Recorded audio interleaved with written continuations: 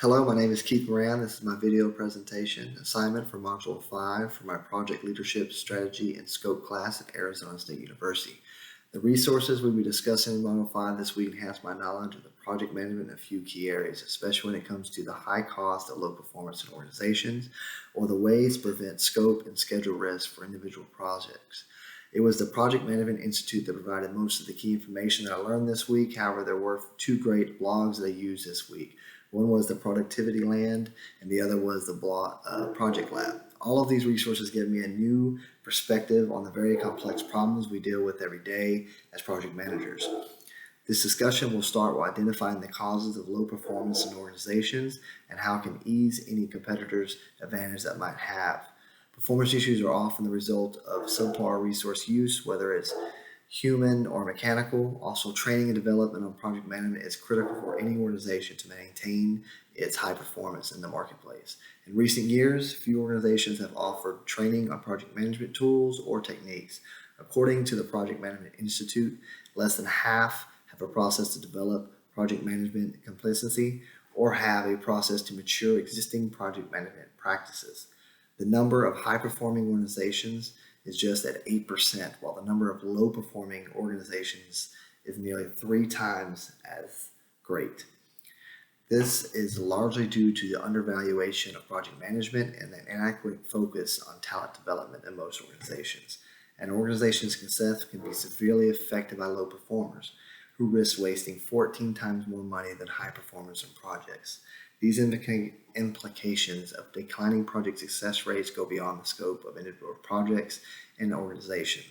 As a result of failing to meet deadlines, exceeding budgets, or failure to meet project goals, unintended demands are made on other resources such as people, projects, products, budgets, and general organizational goals.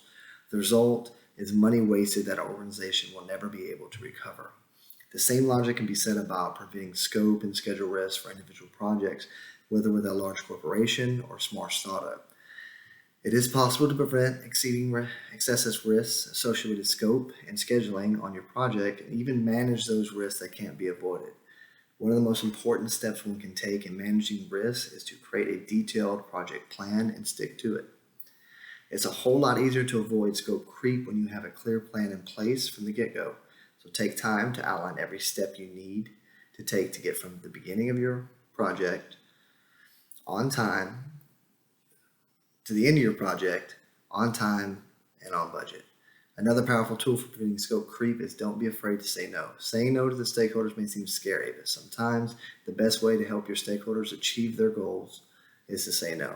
Lastly, a date is a date. Missing a deadline will most often cause an impact, whether it's on your resourcing plan, the next delivery, or your final deadline. Don't fear the conversation about timeline issues and impacts upfront early with your project stakeholders. This allows you to receive your baseline plan with your team and stakeholders, discuss how unexpected changes will impact future deadlines and your overall project schedule. Most problems, if tackled early enough, can be solved with a group effort and the project can continue on.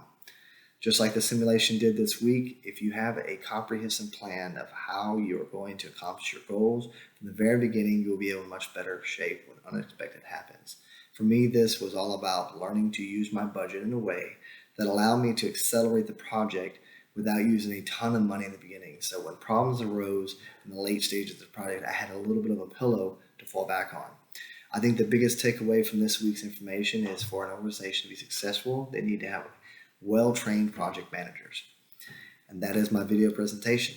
Thank you very much for listening.